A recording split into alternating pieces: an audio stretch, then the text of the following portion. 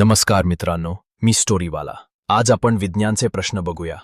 प्रश्न पहिला, एक जलाचे गोठण्याचे बिंदू किती असतो?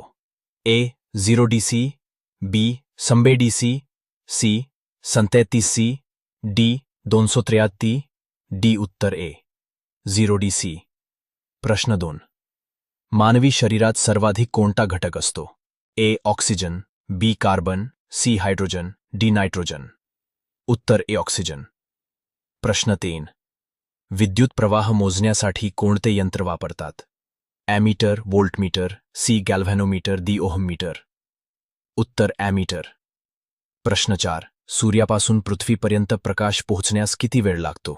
8 मिनिटे 20 सेकंद, बी 10 मिनिटे, सी 1 सेकंद, 1 तास। उत्तर 8 मिनिटे 20 सेकंद। प्रश्न 5, हरितद्रव्य क्लोरोफिल वनस्पतींमध्ये कोणत्या प्रक्रियेसाठी आवश्यक आहे? श्वसन, बी प्रकाश संश्लेषण, सी अंकुरण, डी पचन। उत्तर बी प्रकाश संश्लेषण। प्रश्न 6, रक्तगट शोधणारे वैज्ञानिक कोण? प्रीस्टले, बी कार्ल लँडस्टायनर, सी डाल्टन, ए रॉबर्ट हुक। उत्तर कार्ल लँडस्टायनर। प्रश्न 7, सोन्याचे रासायनिक चिन्ह काय आहे? ए जी, बी आऊ, सी जी गो। उत्तर आऊ।